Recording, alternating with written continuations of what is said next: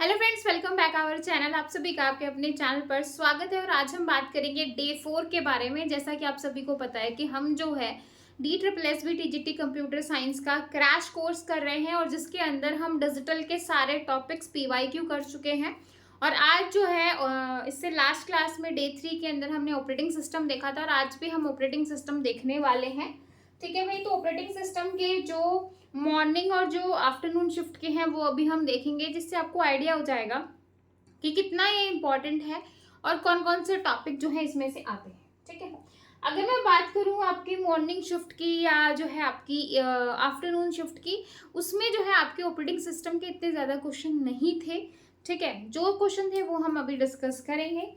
लेकिन जो सबसे इम्पोर्टेंट जो मुझे यहाँ पे लगा, अगर आप खुद भी देखोगे ना अभी यहाँ पे, तो आपको डेटा स्ट्रक्चर के काफी सारे क्वेश्चन मिलेंगे, जिसमें से सॉर्टिंग में से bubble short, selection short, hip short हो गया आपका जो है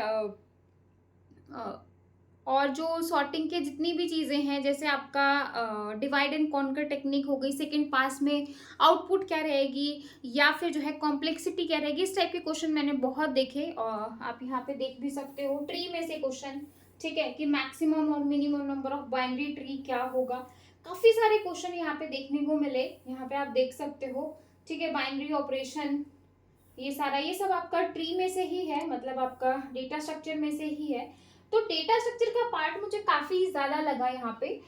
हो सकता है कि आपको भी अपने एग्जाम में डेटा स्ट्रक्चर का काफी ज्यादा देखने को मिल जाए। तो इन सब का जो इम्पोर्टेंट टॉपिक्स हैं मैंने डिसाइड किया है, क्योंकि डेटा स्ट्रक्चर मुझे मच इम्पोर्टेंट लगा अभी तक जितने भी मैंने देखे हैं।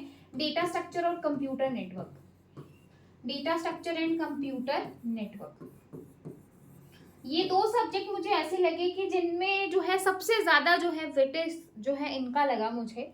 तो डेटा स्ट्रक्चर का मैंने डिसाइड किया है कि जितने भी PYQ से रिलेटेड टॉपिक्स हैं, है ना, वो हम बहुत अच्छे से डिस्कस करेंगे कि रेडिक्स सॉर्ट क्या होता है, उसको हम कैसे सॉल्व करते हैं। क्योंकि अगर आप एक दो क्वेश्चन भी कर लोगे ना, अगर आपको एग्जाम में क्वेश्चन मिल जाएगा, तो फिर आपको जो है एकदम से ये नहीं होगा कि भाई ये क्या आ गया, है ना। तो और आपका जो है हैशिंग में से क्वेश्चन आया हुआ था। तो ये सारी चीज़ें जो है वो इम्पॉर्टेंट है। ट्री के क्वेश्चन कैसे निकालते हैं, एरे के क्वेश्चन कैसे निकालते हैं, सॉर्टिंग को कैसे करते हैं, सेकंड पास में क्या होगा, फर्स्ट पास में क्या रहेगा, लास्ट में क्या रहेगा, डिवाइड एंड कॉन्कर टेक्निक के भी आपसे सेकंड थर्ड पास के क्वेश्चन पूछ सकता है, और ये क्वेश्चन आए हैं एग्जाम में। तो ये सारी चीज़ें हम देखेंगे भाई। इसमें काफ़ी सारे क्वेश्चन थे, और मुझे लगा कि डेटा स्ट्रक्चर काफ़ी इंपॉर्टेंट है, और कंप्यूटर नेटवर्क के भी आपको ज़्यादा क्वेश्चन देखने को मिलेंगे। तो ये कोई ऐसा नहीं है कि मैं अपने आप से बोल रही हूँ, आपके सामने पेपर है, आप खुद एनालिसिस कर सकते हो। ठीक है, तो बाकी आप देख सकते हो यहाँ पे, देखो ये आपका कंप्यूटर नेटवर्क का क्वेश्चन है।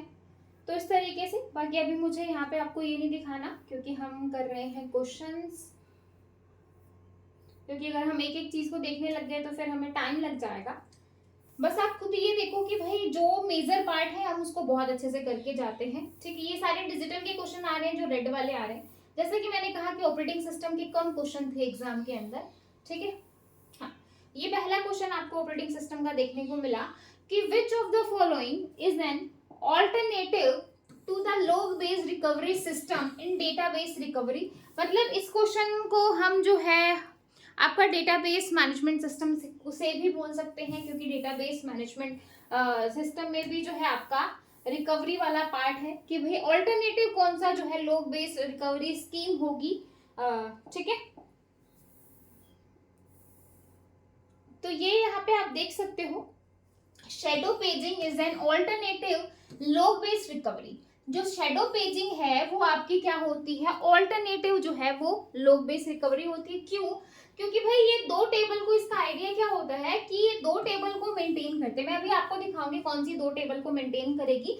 मे भी आपसे क्वेश्चन पूछ ले कि जो शेडो पेजिंग है वो कौन सी दो टेबल को मेंटेन करती है। तो एक आपका करंट पेज टेबल एंड आपका शेडो पेज टेबल।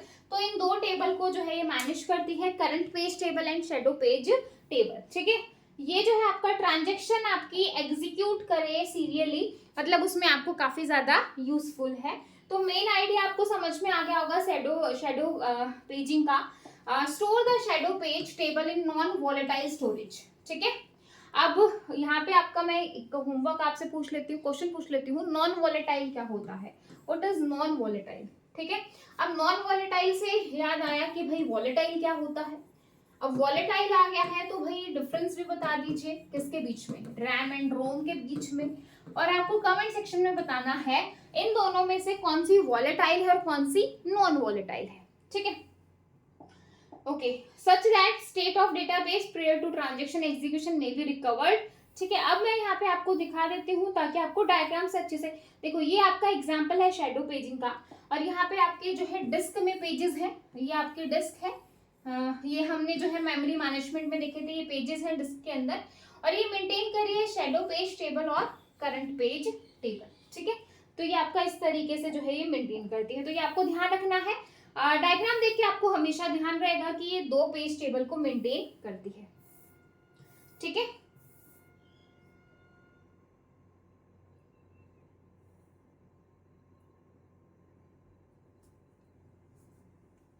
नेक्स्ट तो आपका डेटाबेस का है।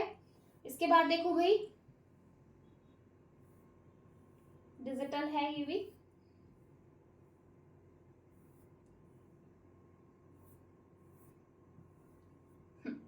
ये वाला क्वेश्चन देखिए भाई, which of the following statement is are true about the framing of website. कौन सी जो है आपका ट्रू होगा।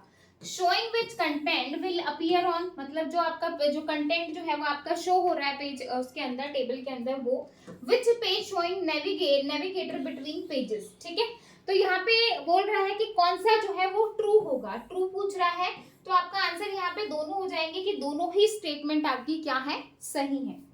ठीक है,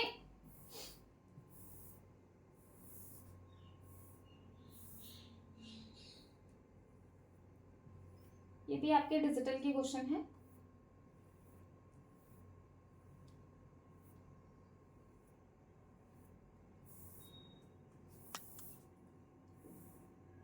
कंप्यूटर नेटवर्क और डेटा स्ट्रक्चर से काफी ज्यादा क्वेश्चन थे भाई।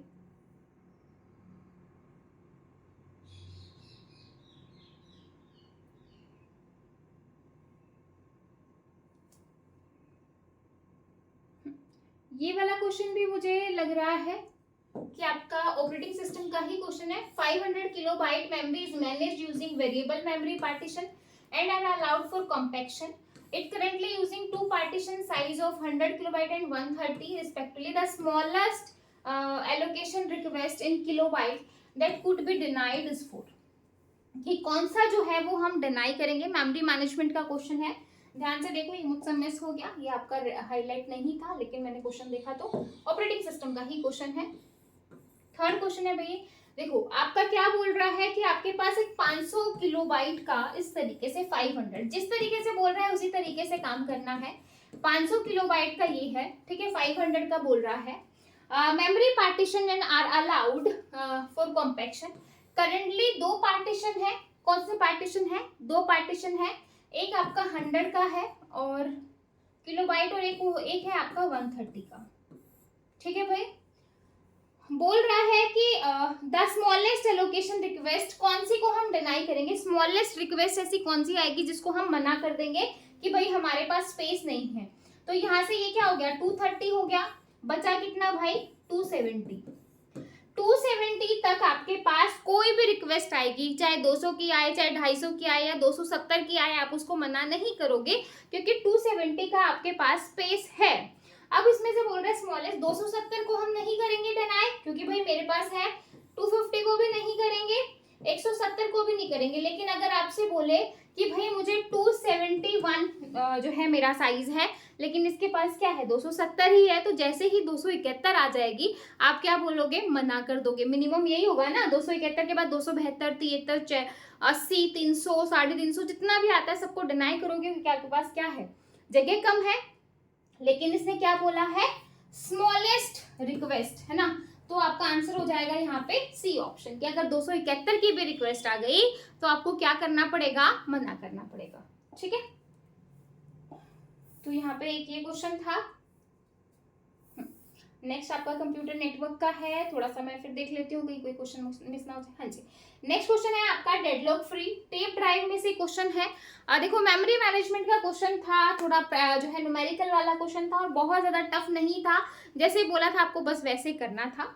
अब यहाँ पे बोला है कंप्यूटर सिस्टम है 7 टेप जो है टेप ड्राइव कितनी है, 7 जो है आपके पास टेप ड्राइव है और एन प्रोसेस है और 7 टेप ड्राइव है और बोल रहा है इच प्रोसेस में नीड 2 टेप ड्राइव, हर एक प्रोसेस को जो है दो दो चाहिए, ठीक है।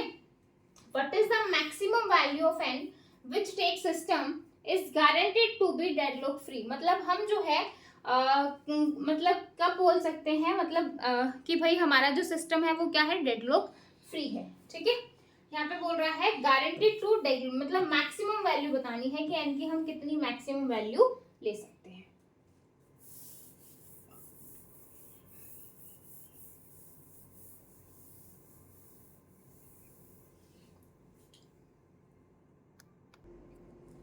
हाँ जी, देखो क्या बोल रहे हैं, हमारे पास 7 टेप ड्राइव है, ठीक है, 7 है और दो दो चाहिए, तो यानी कि हमारे पास एन हम ले लेते हैं process P1 P2 P3 P4 P5 P6 और P7, ठीक है। इसको मैंने 1 दे दिया, इसको मैंने 1 दे दिया, इसको मैंने 1 दे दिया, इसको मैंने 1 दे दिया, इसको मैंने 1 दे दिया, इसको मैंने 1 दे दिया, इसको मैंने 1 दे दिया, सातों प्रोसेस को मैंने 1 1 1 1 दे दिया। तो अब क्या होगा भाई, अब क्या होगा, हमारी क्या हो जाएगा, क्योंकि 7 ही रिसोर्सेस थे, सातों के सातों मैंने 7 प्रोसेस को दे दिए। अब कोई प्रोसेस कंप्लीट ही नहीं होगी क्योंकि उसको कंप्लीट होने के लिए कितनी टेप ड्राइव चाहिए, 2 चाहिए। अब मेरे पास रिसोर्स ही नहीं है तो मैं अब किसी और को तो दे नहीं सकती हूँ ताकि एक प्रोसेस जो है वो एग्जीक्यूट और अपने रिसोर्सेज को रिलीज कर दे, ऐसा तो इस केस में होगा नहीं। अब हम क्या करेंगे, इस P7 को हटा देंगे, यानी कि जो P7 हमने ली थी इसको हटा देंगे, ठीक है। जैसे ही मैंने इसको हटाया तो मेरे पास जो है वो एक रिसोर्सेज जो है वो फ्री हो गया। क्या हुआ, एक रिसोर्स क्या हो गया, फ्री हो गया। जैसे ही मेरे पास एक रिसोर्स फ्री हुआ मैंने उसको क्या किया, P1 को दे दिया, P1 को दे दिया। जैसे ही इसके पास 2 हुए इसने अपना काम किया और ये क्या हो गई, एग्जीक्यूट हो गई। जैसे ही एग्जीक्यूट हुई इसने रिसोर्सेज को क्या कर दिया, रिटर्न कर दिया। फिर मेरे पास कितने रिसोर्स हो गए, 2 रिसोर्स फ्री हो गए और ऐसे ही मैं क्या करूंगी, बाकियों को भी क्या कर लूंगी, एग्जीक्यूट कर लूंगी। यानी कि अगर मैं n की वैल्यू 6 लेती हूँ, यानी कि 6 प्रोसेस लेती हूँ, तो आराम से जो है आप जो है इसको जो n जो है वो आपका क्या आ जाएगा, 6, कि 6 हम प्रोसेस ले सकते हैं ताकि हमारा सिस्टम जो है वो डेडलॉक फ्री रहे, क्योंकि इसने मैक्सिमम वैल्यू बोला है तो n की मैक्सिमम जो है वो 6 ले सकते हैं, उससे ज्यादा नहीं ले सकते हैं, ठीक है। तो जब इस टाइप का केस आए कि भाई कितनी टेप ड्राइव हो और किस तरीके से हो, तो आपको क्या करना है कि टोटल जो प्रोसेस है उनको जो है मिनिमम दे के देखना है।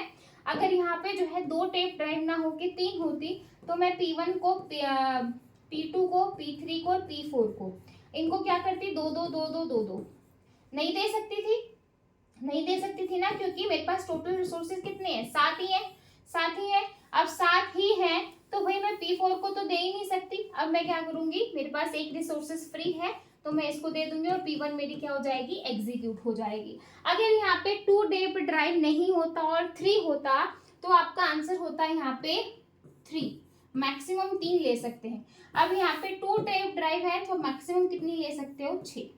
समझ में आया भाई, समझ में आया, बहुत इंपॉर्टेंट क्वेश्चन एग्जाम में आते हैं और आपने देख लिया एग्जाम में आया भी है, ठीक है। तो यहाँ पे जो है 2 है तो आंसर हो जाएगा 6, जो कि ऑप्शन में कहीं नहीं है, या तो बाय मिस्टेक कहीं से मिस हो गया होगा, ठीक है, या फिर यहाँ पे 3 होगा, ठीक है। तो ये हो सकता है यहाँ पे। अगर यहाँ पे 2 है तो मैक्सिमम टेप ड्राइव होंगी 6, मतलब सॉरी मैक्सिमम प्रोसेस कितनी हो सकती है, अगर यहाँ पे 2 टेप ड्राइव है तो मैक्सिमम जो n की वैल्यू रहेगी वो आपकी क्या रहेगी, 6 रहेगी। अगर 3 टेप ड्राइव है तो 3 रहेगी, ठीक है। आगे देखते हैं।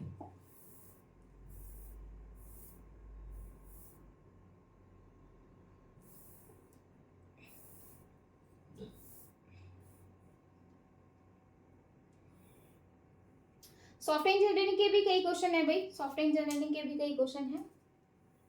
हाँ जी, नेक्स्ट क्वेश्चन है आपका अगेन ऑपरेटिंग सिस्टम से है। देखो नाना करते भी ऑपरेटिंग सिस्टम से आपको जो है, हम अभी 5वां या 6ठा क्वेश्चन कर रहे हैं, 5th है शायद ये। The time required to wait until read write head come under a desired sector, मतलब सेक्टर की तरफ जा रहा है। देखो आपका क्या है, इस तरीके से है, इस तरीके से आपकी डिस्क है, ठीक है, जिसमें ये पूरा क्या होता है, ट्रैक, ठीक है, और इसको मैं इस तरीके से डिवाइड कर दूं तो ये क्या हो जाएगा, ये इतना पार्ट क्या हो जाएगा, सेक्टर हो जाएगा।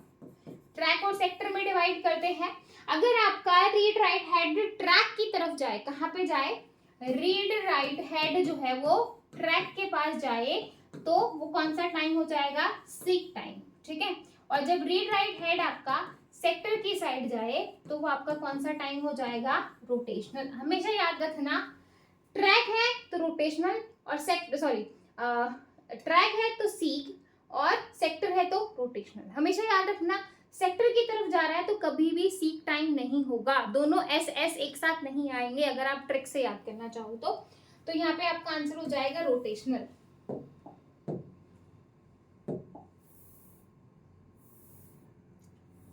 नेक्स्ट देखो भाई, ये सॉफ्टवेयर इंजीनियरिंग के भी काफी क्वेश्चन है भाई, ठीक है।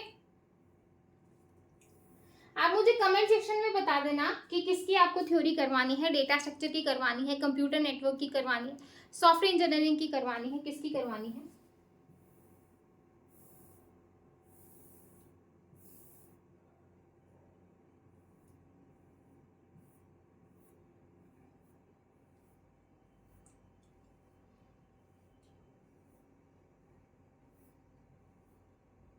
ये देखो यहाँ पे आप देख सकते हो, ये डेटा स्ट्रक्चर की क्वेश्चन है। मैक्सिमम ही पर रिप्रेजेंट जो है वो इस तरीके से कर रहा है, और आफ्टर इंसर्शन 350 क्या होगा। तो इस तरीके से जो है हिप के क्वेश्चन है। फिर ये आपका जो है सॉर्टिंग का आ गया, ठीक है भाई, कौन सा स्टेबल होगा। नेक्स्ट क्वेश्चन है आपका, कमांड पूछी है कि in symbol use to represent special file in Linux. कौन सा सिंबल जो है हम यूज करते हैं लाइन जो है लाइनेक्स में, ऑपरेटिंग सिस्टम मतलब स्पेशल फाइल को रिप्रेजेंट जो है रिप्रेजेंट करने के लिए कौन से सिंबल का यूज करेंगे, सी का यूज करते हैं। कौन से सिंबल का यूज करेंगे, सी का। तो ये कुछ कमांड है जो आपको ध्यान रखनी है, ठीक है भाई। तो ये थे आपके जो है मॉर्निंग शिफ्ट के क्वेश्चन। ये आपके मॉर्निंग शिफ्ट में मेरे ख्याल से 5-6 क्वेश्चन आए थे ऑपरेटिंग सिस्टम के, ठीक है। तो कम भी नहीं है 6 क्वेश्चन, कम वेटेज नहीं होता है, ठीक है। इसके बाद नेक्स्ट मैं बात करूंगी आफ्टरनून शिफ्ट का, कि आफ्टरनून शिफ्ट में आपके कौन कौन से क्वेश्चन आए थे। आपका डिजिटल का क्वेश्चन है जो हमने नेक्स्ट लास्ट क्लास में किया था डिजिटल के टाइम पे, ठीक है। आप मुझे थ्योरी के लिए कमेंट कर देना कि थ्योरी किसकी करनी है। देखो ये क्वेश्चन आया था आपका ऑपरेटिंग सिस्टम का, और ऑपरेटिंग सिस्टम की टाइप से ये क्वेश्चन है कि भाई type of real time operating system. आपसे क्वेश्चन पूछा था कि रियल टाइम ऑपरेटिंग सिस्टम की क्या टाइप होती है, ठीक है। तो एक आपका हार्ड रियल टाइम सिस्टम होता है, एक आपका सॉफ्ट रियल टाइम सिस्टम होता है। दोनों ही जो है वो आपकी क्या है, रियल टाइम की टाइप है। तो बोथ आर ट्रू, दोनों ही सही हैं आपके, कि दोनों ही टाइप होती हैं। यही पूछा था कि कौन सी टाइप होगी। ये आपकी शॉर्टकट कीज है, शॉर्टकट की से 2 क्वेश्चन आएंगे, इनको अच्छे से देख लेना भाई, ठीक है। डिजिटल से आज से 10 क्वेश्चन थे, हमने किए थे, आपको ध्यान होगा, ठीक है। अब देखो ये सेकंड पास का क्वेश्चन है, और ये पूछा है बबल शॉर्ट से, ठीक है। तो इस तरीके से फिर आपका जो है ये आपका हैशिंग का क्वेश्चन आ गया, सारे डेटा स्ट्रक्चर के क्वेश्चन है, ठीक है। ये आपका बैच फाइल, ये आपका मैथ्स का क्वेश्चन है, ये आपका के मैप का क्वेश्चन है। के मैप का क्वेश्चन भाई मैं आपको करवाना भूल गई, है ना। डिजिटल हमने कर लिया है, डिजिटल में मैं शायद मुझे ध्यान ही नहीं रहा। ये आपका के मैप का क्वेश्चन है भाई, ठीक है। पूरा क्वेश्चन नहीं है, बस ये दे रखा है, ठीक है। स्टेटमेंट यहाँ पे मिसिंग ऑप्शन, लेकिन ये के मैप के थ्रू करना था। नेक्स्ट क्वेश्चन है, which of the following is primary task of memory management system. मतलब मेमोरी मैनेजमेंट सिस्टम के प्राइमरी टास्क क्या होते हैं, वो पूछा है यहाँ पे।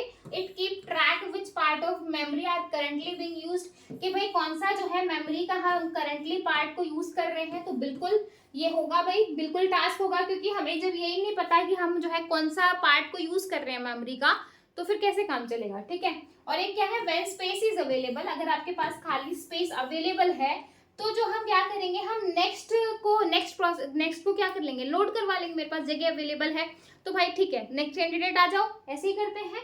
तो दोनों ही जो है वो आपका सही है, आंसर हो जाएगा यहाँ पे डी। दोनों ही आपके मेमोरी मैनेजमेंट के क्या है, प्राइमरी टास्क है।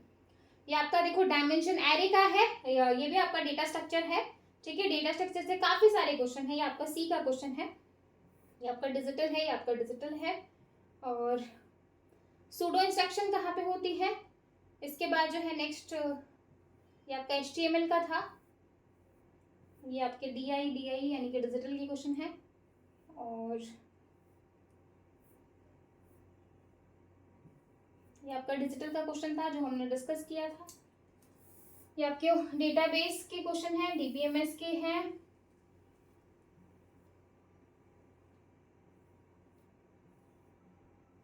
ये आपका DBMS का है, फंक्शनल डिपेंडेंसी से क्या होगा। ये आपका HTML का क्वेश्चन है, ये आपके सॉफ्टवेयर इंजीनियरिंग के हैं। कपलिंग कोहेजन हमेशा बहुत अच्छे से कर लेना भाई, ठीक है।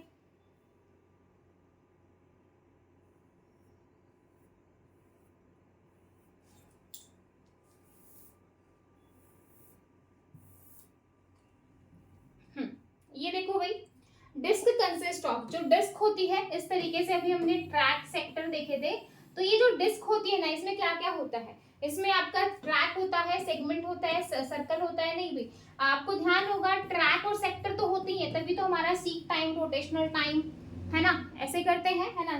तो आपके ट्रैक्स और सेक्टर तो होंगे ही होंगे, और एक आपका क्या होता है, सिलेंडर। तो आपका आंसर हो जाएगा यहाँ पे बी ऑप्शन, ठीक है। देखो ट्रैक और सेक्टर सिर्फ एक ही उसमें है, तो आप फटाक से जो है लगा सकते हो।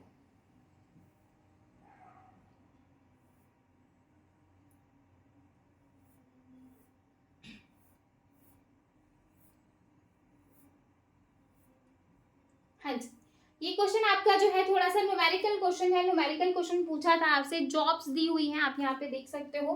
Assume that the following job are to be executed on a single processor system. All job have arrived in 0 millisecond. कि सारी की सारी जॉब जो है वो 0 टाइम पे पहुंच चुकी है, ठीक है। अब क्वेश्चन में क्या पूछा है, क्वेश्चन में आपको जो है टेबल दे दी। अब आपसे क्वेश्चन में पूछा है कि शेड्यूल इज जो है राउंड रोबिन शेड्यूलिंग आपको निकालनी है। टाइम स्लाइस राउंड, आपको पता है कि जब भी आपसे राउंड रोबिन पूछेगा तो आपसे टाइम स्लाइस पूछेगा कि नहीं पूछेगा, ठीक है। थोड़ा सा इसको इधर कर दो, ठीक है। तो आपसे जो है टाइम स्लाइस पूछेगा ही पूछेगा, बताएगा। जब भी आपको राउंड रोबिन देगा तो आपको टाइम स्लाइस बताएगा कि 2 है, 3 है, 1 है, ठीक है, जो भी है।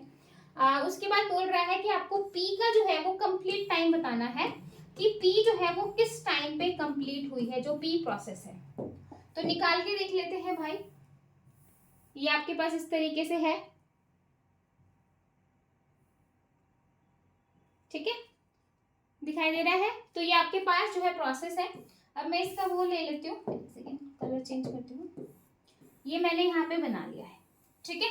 सबसे पहले पी आई 0 से लेके 1 तक मैंने इसको एग्जीक्यूट किया, टाइम इसका क्या बच गया 3। अब क्यू को एग्जीक्यूट करेंगे 2 टाइम पे, इसका 1 ही था, तो ये वाली प्रोसेस तो फिनिश हो गई, खत्म हो गई। फिर आर आई 3 पे आई, ठीक है। अब ये क्या रहेगा, एक टाइम एग्जीक्यूट किया तो 7 रह गई। फिर एस भी आपकी क्या हो गई, खत्म हो गई, तो यहाँ पे ये 4 आ गया। फिर टी का क्या रह गया, 1 रह गया, तो यहाँ पे हो गया 5। फिर वापस से पी आया, पी का नंबर आ गया, फिर 1 टाइम पी को एग्जीक्यूट करेंगे 6, 1 टाइम और एग्जीक्यूट किया तो टाइम बचा 2। फिर देखो आपका आर आया, आर को फिर 1 टाइम एग्जीक्यूट किया तो यहाँ पे बचा 6, यहाँ पे हो गया 7, ठीक है। फिर टी आया, टी अगेन एक ही रह रहा था, तो टी आपकी फिनिश हो जाएगी, तो यहाँ पे आपकी टी प्रोसेस खत्म हो गई है, ठीक है। फिर वापस से पी को एग्जीक्यूट करेंगे, 9 पे हमने पी को एग्जीक्यूट किया और यहाँ पे इसका टाइम बचा 1, ठीक है। फिर जो है आपका आर आया, आर को मैंने एग्जीक्यूट किया 10 पे, ठीक है। और फिर अब इसका टाइम कितना बच गया भाई 5। अब वापस से पी आया, पी को मैंने एग्जीक्यूट किया 1 टाइम, तो 11। देखो पी भी आपकी क्या हो गई, खत्म हो गई, बची आपकी एक प्रोसेस दैट इज आर। तो आर का कितना टाइम बचा है 5, तो आर अब कंटिन्यू एग्जीक्यूट हो जाएगी, क्योंकि अब कोई और प्रोसेस बची ही नहीं है, तो सारा टाइम किसको मिल जाएगा, आर को। तो 11 और 5 16, तो 16 तक सारी प्रोसेस आपकी खत्म हो चुकी है।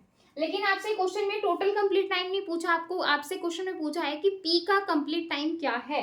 तो यहाँ पे आप देख सकते हो पी प्रोसेस का जो कंप्लीट टाइम है, पी प्रोसेस कब कंप्लीट हुई है 11 पे। आप यहाँ पे देख सकते हो कि पी प्रोसेस आपकी कब कंप्लीट हुई है, 11 पे खत्म हुई है। तो यानी कि पी का जो कंप्लीशन टाइम है वो क्या होगा 11। ऐसे ही अगर आपसे जो है क्यू का पूछता तो क्यू का होता 2, तो क्यू का अगर आपसे पूछता तो 2 होता। आर का आपसे अगर आर का पूछता तो 16 होता। अगर आपसे जो है एस का पूछता तो 4 होता, और आपसे टी का पूछता तो टी खत्म हुई थी 8 पे, तो टी का होता 8। ठीक है, तो इस तरीके से जो है कंप्लीट टाइम होता अगर वो अलग अलग प्रोसेस का पूछता तो। ठीक है भाई, ठीक है। तो यहाँ पे आपका होमवर्क है, आपका यहाँ पे होमवर्क है कि आपको मुझे जो है एवरेज वेटिंग टाइम और एवरेज टर्न अराउंड टाइम निकालना है। एवरेज वेटिंग टाइम और एवरेज टर्न अराउंड टाइम निकाल के बताना है कि इस क्वेश्चन में एवरेज वेटिंग टाइम और एवरेज टर्न अराउंड टाइम क्या होगा। तो ये आपका होमवर्क है जो कि आपको करना है। करोगे, जितनी प्रैक्टिस करोगे लास्ट टाइम पे, जितनी चीज़ों को समझोगे, क्योंकि लास्ट टाइम में आपके पास एक्स्ट्रा पढ़ने का बिल्कुल टाइम नहीं है, आपको सिर्फ अब वही चीज़ें पढ़नी है जो आपके एग्जाम में आएंगी। ठीक है, तो ये चीज़ आपको ध्यान रखनी है। नेक्स्ट क्वेश्चन देखो, ये हो गया भाई, तो इसका आंसर हो जाएगा भाई 11।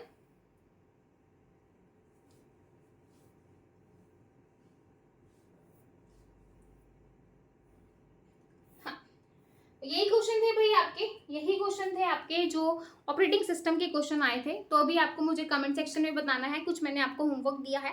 अब मैंने आपसे पूछा भी है कि आपको थ्योरी में कौन सा सब्जेक्ट पढ़ना है, इंपॉर्टेंट सारे पढ़ने हैं या फिर data structure, computer network, software engineering में से कोई और पढ़ना हो, तो आप मुझे कमेंट सेक्शन में बता सकते हैं। मैं कोशिश करूंगी कि कल एक संडे को मैं आपके लिए कुछ जो है अपन क्लास लेके आए 2 घंटे की। और आप मुझे बताओ कि क्लास रिकॉर्डेड रखनी है या लाइव। जो भी हमारी क्लास होगी वो रिकॉर्डेड रखें या लाइव रखें, वो मुझे आप कमेंट करके बता देना। या फिर ये भी जो क्लासेस हो रही हैं ये आपकी रिकॉर्डेड आपको सही लग रही हैं या इनको भी हम लाइव रखें, तो वो आप मुझे कमेंट सेक्शन में बता सकते हैं। ठीक है भाई, तो क्लास को यहीं पर बाइंड अप कर रहे हैं। Bye bye, take care, thank you.